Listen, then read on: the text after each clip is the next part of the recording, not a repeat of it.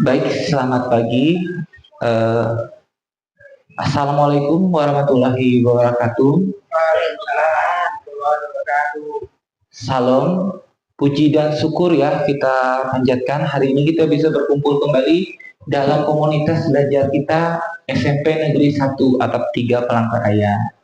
Oke, Bapak Ibu, terima kasih untuk Pak Kepala Sekolah yang memberi kesempatan untuk saya hari ini untuk bisa menyampaikan hasil kegiatan PKG PJOK 2024 untuk meningkatkan hasil belajar siswa dengan kolaborasi antar mata pelajaran di SMP 1 Atap 3 Palangkaraya. Mungkin saya di sini akan banyak bercerita saja ya selama kegiatan kami, yaitu kurang lebih itu 3 bulan kemarin yang sudah berlalu. Oke, jadi yang pertama itu dari latar belakang. Nah, latar belakang kegiatan kami itu yaitu program pengembangan kompetensi guru PJOK atau disingkat program PKG PJOK adalah program pengembangan kompetensi berkelanjutan bagi guru pengampu mata pelajaran PJOK melalui pelatihan, pendampingan, dan kegiatan kolektif guru. Program ini merupakan bagian dari tindak lanjut Kementerian Pendidikan, Kebudayaan, Riset, dan Teknologi terhadap Peraturan Presiden Nomor 86 Tahun 2021 tentang Desain Besar Olahraga Nasional. Program ini merupakan program peningkatan kompetensi guru pengampu mata pelajaran PJOK agar dapat menjadi pemimpin pembelajaran yang dapat mengembangkan dan meningkatkan kualitas pembelajaran PJOK yang berpusat kepada murid. Perjalanan ini dimulai dari tahap seleksi, ya. Kebetulan juga saya kemarin lolos seleksi dari sekian banyak orang, yaitu jadi untuk Kalimantan Tengah itu kurang lebih 50 orang se-Kalimantan Tengah dan mengikuti rangkaian program PKG PJOK selama 3 bulan dengan pola blended learning yang terdiri dari kelas luring dan daring. Nah, luring dan daring itu ya. Nah, ini alur kegiatan kami kemarin. Jadi ada 3 modul yang kami pelajari, ya. Itu di modul 1 ada tatap maya dengan asinkron, modul 2 tatap maya, tatap muka asinkron, paket 3 itu modulnya tatap maya dengan asinkron. Jadi selama di paket 1 itu sifatnya lebih umum. Ya, umum maksudnya gini, kita banyak belajar tentang kolaborasi antara kita dengan guru lain dengan sekolah. Oke, yang pertama itu kita belajar tentang penguatan materi refleksi dengan dan aset based thinking, ya. Yaitu kalau refleksi itu tentang seperti merefleksi diri ya, kayak mirip-mirip mengevaluasi diri, apa kurangnya kita selama ini mengajar. Nah, apa yang harus saya lanjutkan, apa yang harus saya lakukan setelah ini. Nah, itu. Kemudian asetnya itu, aset based thinking itu aset-aset yang ada di sekolah kita. Contohnya itu aset manusia, aset lingkungan, aset fisik, aset sosial, aset politik, aset budaya, dan aset finansial, ya. Oke, aset manusia itu bisa seperti gurunya, muridnya, peran orang tua. Oke, kemudian lingkungan. Nah, seperti lingkungan kita ini, ya, kadang ada banjir, kadang ada lapangannya, kadang hilang, itu ya. Nah, itu loh. Kemudian fisik, ya, keadaan sekolah kita, bangunannya seperti apa. Nah, itu sosial, hubungan kita dengan masyarakat. Ya, itu di asset based thinking. Kemudian politik, budaya, agama dengan finansial. Nah, hubungannya ini kalau finansial kan dengan pendanaan kita seperti bos dan lainnya. Oke, itu di penguatan materi refleksi dan aset based thinking. Kemudian paradigma perubahan diri ini juga mengajak peserta peka terhadap isu-isu sosial dalam PJOK, ya, isu-isu sosial.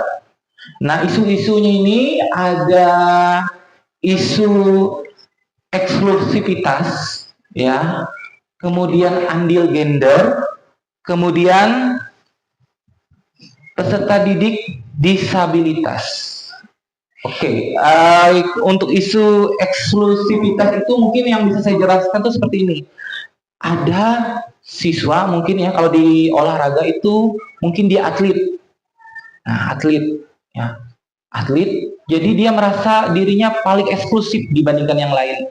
Padahal kalau kita sebagai guru itu kita samakan aja semuanya.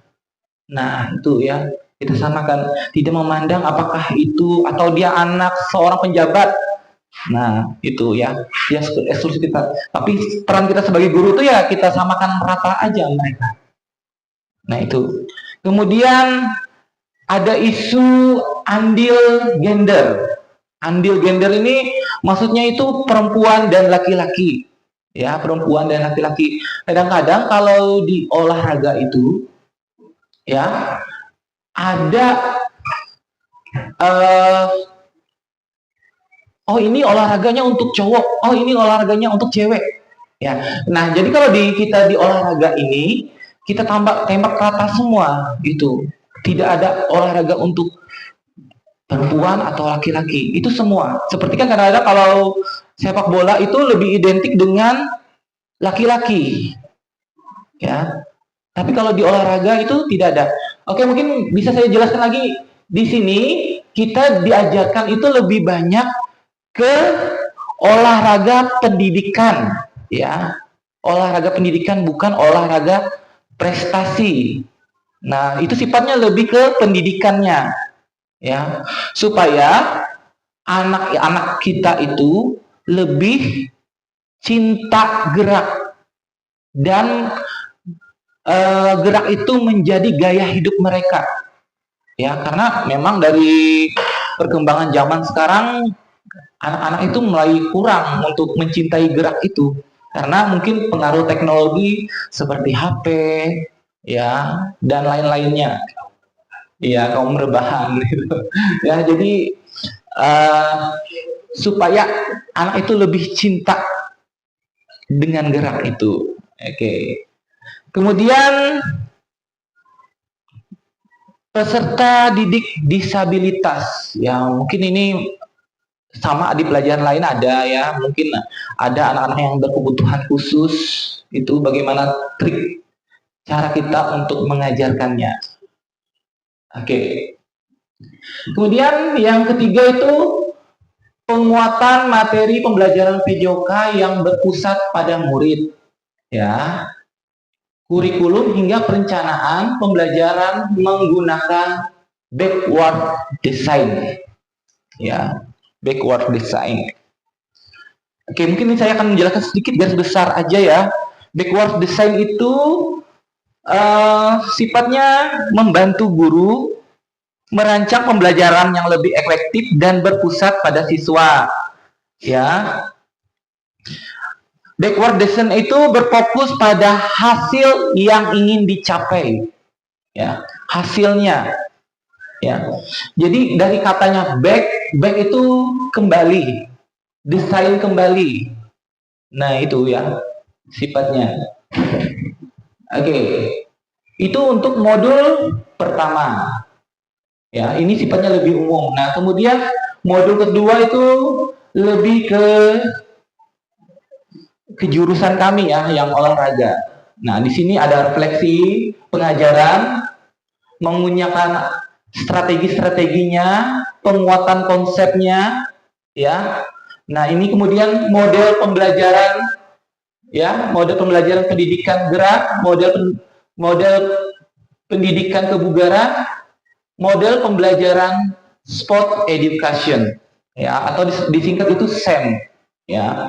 Nah, kalau ini sifatnya ya lebih intrakurikuler. Kalau yang SEM ini sifatnya lebih ekstrakurikuler, ya. Ini lebih kecabangan sudah. Ya, jadi di sini diajarkan siswa itu belajar menjadi juri, menjadi wasitnya.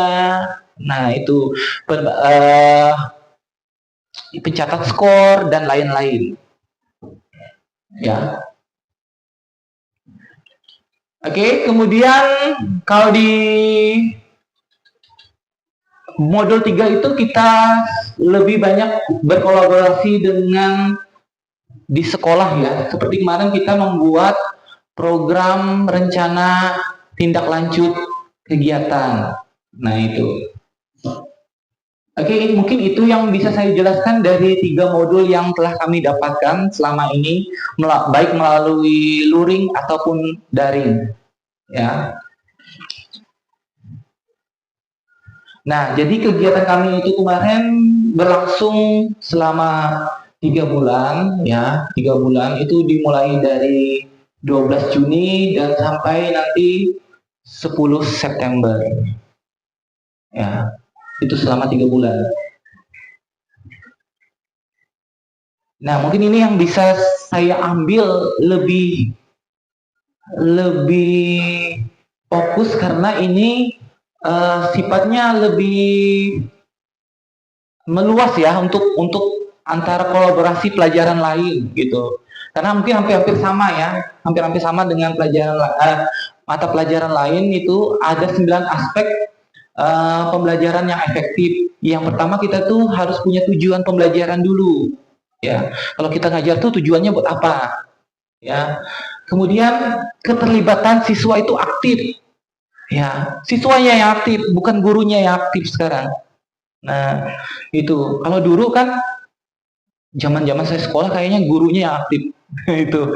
Ya, sekarang tuh harus siswanya yang aktif. Nah, kemudian pengajaran berdiferensiasi, ya, dengan kebutuhan siswanya, ya, berdiferensiasi. Kemudian ada pemprogresan dan pentahapan konten. Ya, maksudnya dari yang sederhana menjadi yang lebih kompleks itu. Ya, jangan yang langsung kompleks. Dari yang sederhana dulu mereka bisa memahami. Kalau sekiranya mereka sudah memahaminya, kita lanjutkan lagi pentahapannya itu. Kemudian 5 itu penjelasan dan demonstrasi keterampilan. Dijelaskan, ya. Mungkin penjelasannya tadi itu ya lebih banyak siswanya dulu, ya. Guru ini seperti penguatan saja. Ya, penguatan aja. Ya. Kemudian umpan balik. Ya, umpan balik. Ya, umpan balik, apakah yang kita sampaikan itu sampai nggak ke mereka? Kemudian komunitas efektif. Komunikasi efektif. Ya, komunikasi efektif. Apakah gaya bicara kita itu sampai nggak ke siswa? Ya, kadang-kadang kan ada mungkin cara bicara kita yang kurang dipahami siswa. Nah, itu gimana caranya guru itu merefleksi diri agar komunikasinya itu lebih efektif bisa diterima sama siswa. Kemudian penilaian dan evaluasi. Ya, ini pasti, ya. Penilaian dan evaluasi. Setiap yang kita lakukan tadi seperti memberikan materi itu harus dinilai, ya. Jadi evaluasi, apakah sampai nggak materi ini ke mereka. Nah, kalau di olahraga itu ada yang 9 itu keselamatan pasti, ya. Karena kita lebih banyak ke lapangan. Sekiranya kalau saya memberikan praktek ini, ya, misalnya renang, ya, renang. Yang dipikirkan itu keselamatannya dulu. Ya. Kira-kira materi ini aman nggak renang ini ke mereka? Misalnya kita posisi air dalam, bisa nggak kira-kira mereka berenang? Sekiranya nanti kita yang bertanggung jawab seperti itu berpikir juga, karena kita sini juga kan jauh dari rumah sakit, ibaratnya begitu. Nah, itu. Ya, ini mungkin yang sifatnya lebih umum, tapi yang ke-9 kayaknya lebih fokus ke mata pelajaran kami. Nah, itu. Oke. Selanjutnya, Bapak Ibu. Nah, ini mungkin berupa gambar aja ya. Nah, gaya belajar dulu dan gaya belajar sekarang. Nah, kalau dulu ya, ini kan pemanasan ya. Yang pertama ini pemanasan. Kalau dulu saya yang banyak berbicara. Oh, anak-anak seperti ini. Saya yang mengomando mereka. Sistem komando. Itu. Nah, kalau sekarang setelah saya mengikuti kegiatan ini lebih efektif itu sebenarnya kalau memang perlu sih ya sistem komando, tapi di awal-awal pembelajaran saja. Setelah mereka paham, oh seperti ini, alangkah baiknya lebih efektif itu diberi waktu seperti ini. Mereka dikasih kelompok, berkelompok, untuk siswa itu berkelompok. Mereka melakukan pemanasan masing-masing, ya, melakukan pemanasan masing-masing. Itu lebih efektif karena mereka lebih tahu sendiri. Sekiranya ini bisa bekal mereka untuk kedepannya nanti. Oh, pemanasan itu seperti ini. Nah, itu ya. Nah, kemudian perbedaan gambar 2 ini lebih bola asli ya dibandingkan yang ini balon ya. Harusnya yang itu ya. Nah, kalau dulu kita ngajar itu, oh, poli itu harus bisa passing loh. Ya, harus bisa passing. Kalau nggak bisa passing berarti nggak ada nilai. Nggak ada nilai. Dulu. Ya, seperti itu. Kalau sekarang itu yang penting siswa bisa memukul, ya, berarti itu sudah tercapai yang kita ajarkan. Karena kan larinya tadi itu kan untuk bola poli. Ya, poli itu mainnya di mana sih? Di tangan kan? Nah, tangan. Kalau dulu kan harus bisa passing, harus bisa smash. Nah, kalau sekarang anak itu sudah bisa memukul aja seperti ini. Ya, mengangkat aja seperti ini. Oh, berarti gerak untuk bola voli itu sudah tercapai. Tidak harus seperti ini, punya alat yang luar biasa yang seperti ini. Karena kan biayanya pun untuk seperti ini kan mahal juga bolanya. Sementara yang ini kan ibaratnya balon itu lebih murah. Tapi kalau balon murah kan keaktifan siswa tuh bisa kita kasih semua. Ya, satu orang satu balon. Coba anak-anak sekarang kalian lakukan memukul. Ya, memukul. Kita kasih satu orang balon. Kan murah kan, balon paling harganya 10.000 udah dapat 10 gitu. Ya. Jadi semua anak itu aktif. Nah, sementara ini kan bolanya satu. Harganya pun luar biasa mahal kan? Sekitar 100 ribuan. Itu 100 ribuan. Tapi satu anak yang aktif gantian, akhirnya waktunya terbuang. Waktu saat kita mengajar itu habis. Nah, itu. Ya. Oke, itu yang bisa saya jelaskan Bapak Ibu. Mungkin terakhir saya akan kasih kesimpulan setelah saya kasih sesi tanya jawab dulu, setelah saya memaparkan beberapa kegiatan yang sudah kami lewati selama 3 bulan ini. Baik Pak, Ibu, kalau ada pertanyaan silakan. Oke, saya duluan Pak. Oke Pak, silakan. Terima kasih. Baik, terima kasih Pak Hendra. Saya tertarik sekali dengan perubahan dari gaya kita mengajar ya, dari yang dulu dengan yang sekarang. Saya melihat perubahannya cukup mendasar di paradigma atau cara pandang kita ya Pak. Jadi yang kemarin itu kita berpusat kepada diri kita, nah sekarang ini kan berpusat kepada siswa. Nah, pertanyaan saya yang pertama, setelah Bapak melakukan kegiatan dengan gaya mengajar yang dengan pola baru ini, yaitu seperti tadi pemanasan, kalau dulu itu guru, sekarang mereka bisa sendiri-sendiri. Dari pembelajaran yang Bapak lakukan ini, apa saja Pak yang sudah berubah dari peserta didik Bapak? Itu pertanyaan pertama Pak. Apa saja yang berubah dari peserta didik Bapak? Apakah mereka menikmatinya atau apakah ada perubahan yang signifikan dari itu Pak? Kemudian yang kedua, kalau kita menyelenggarakan pembelajaran itu tentunya kita mengusung EPP ya Pak. Nah, apakah ada perbedaan Pak dalam kita mengusung EPP itu dari yang dulu dengan yang sekarang. Ketika Bapak menerapkan pembelajaran yang berpusat kepada murid ini dengan pola strategi yang baru ini. Itu Pak, jadi dua pertanyaan itu yang saya tanyakan kepada Bapak. Terima kasih. Baik Pak, terima kasih untuk pertanyaannya. Mungkin saya ambil garis besarnya aja ya Pak. Jadi apa yang dialami siswa setelah perubahan yang mereka alami setelah saya mengikuti kegiatan ini? Saya lihat siswa itu lebih aktif Pak, karena kan sifatnya seperti ini tadi ya Pak. Ini kan ibaratnya kalau ini alatnya cuma satu. Nah kalau ini karena alatnya sederhana ya, tapi mereka bisa melakukan semua. Nah jadi mereka lebih aktif. Siswanya lebih aktif Pak. Nah karena mereka megang alatnya satu-satu. Nah kalau dulu kan alatnya satu, jadi gantian manggil dulu. Oh Lucky satu. Jadi waktunya itu banyak habis. Ya waktunya banyak habis untuk melakukan gerakan ini aja. Sementara kalau untuk ini kan kita bisa langsung mau ambil semua siswa pun bisa. Nah itu. Kemudian mereka bebas berkreasi. Ya kalau ini kan bebas berkreasi ya. Mereka mau pemanasan seperti apapun tidak kita salahkan karena mereka sudah melakukan pemanasan itu. Ya mereka terserah mereka mau melakukan seperti apa. Yang penting gerakan itu yang pernah kita ajarkan di awal itu sudah pas. Nah itu Pak. Oke, itu untuk yang jawaban pertama Pak. Jadi kalau untuk jawaban yang kedua tadi mengenai rencana pembelajaran ya Pak. Bedanya mungkin ya Pak. Bedanya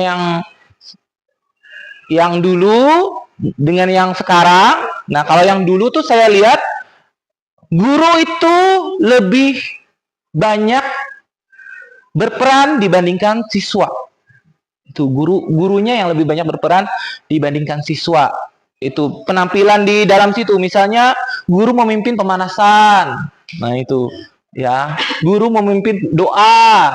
Nah itu kalau sekarang kan meminta siswa yang menampilkan dulu pemanasan, berbagi dalam bentuk kelompok. Nah itu lebih efisien ya, nggak mesti harus dua kelompok, bisa kalau kita lebih efektif lagi bisa 3 atau 4.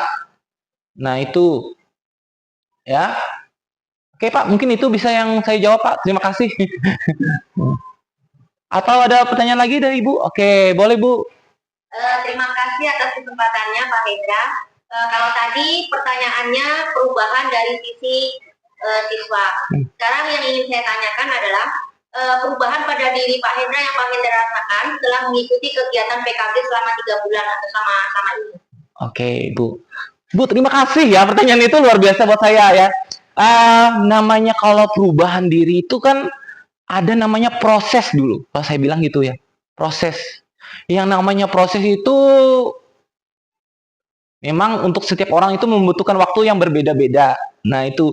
Tapi melalui kegiatan ini memang saya rasakan juga. Oh, saya dulu tuh mengajar seperti ini. Alangkah baiknya seperti ini. Itu kenapa? Mungkin dengan gaya mengajar saya yang lama itu membutuhkan waktu yang lebih lama, ya. Karena kan misalnya pemanasan ini untuk olahraga aja misalnya lebih membutuhkan waktu 15 menit. Sementara kalau yang ini 3 menit pun cukup. Jadi kita lebih fokus ke gerak intinya pengajaran itu.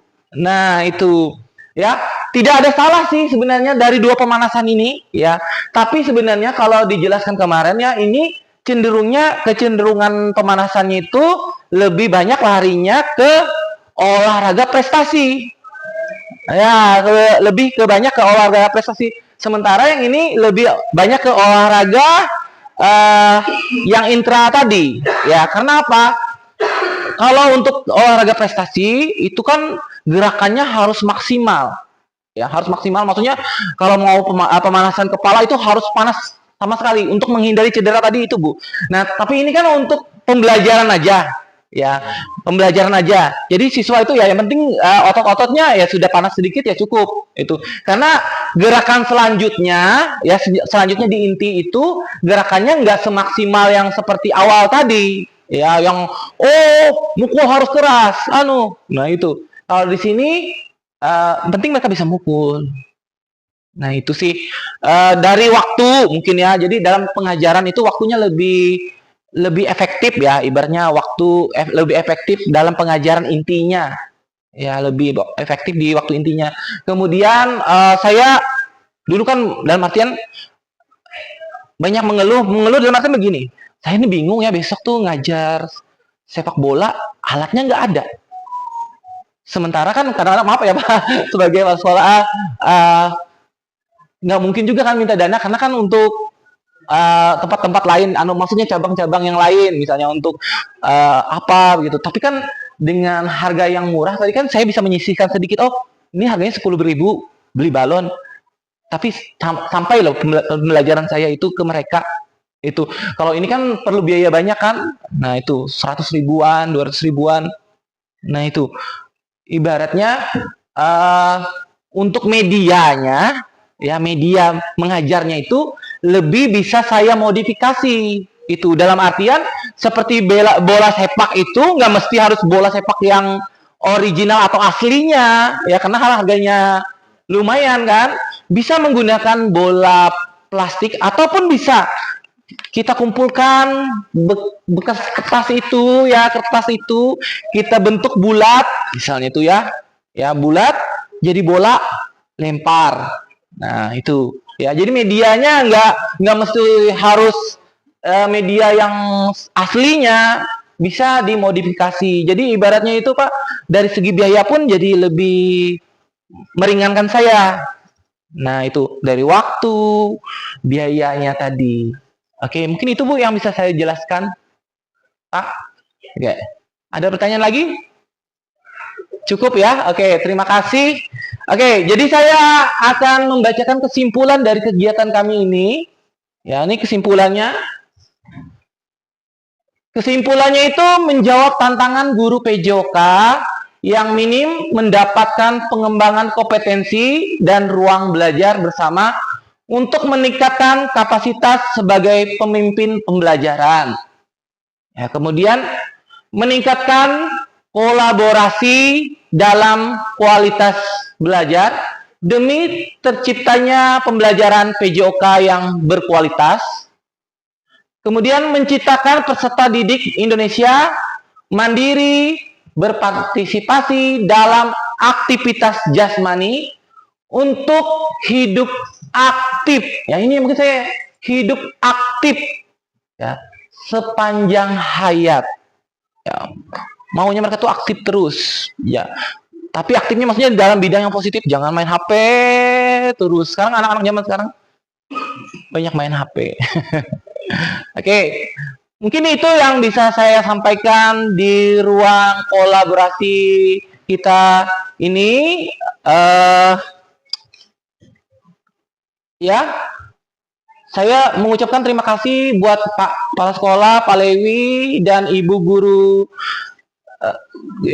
Guru semuanya atas kesempatan yang telah diberikan buat saya untuk memaparkan materi saya di komunitas belajar kita. Oke Pak, Ibu, terima kasih atas kesempatannya. Selamat pagi.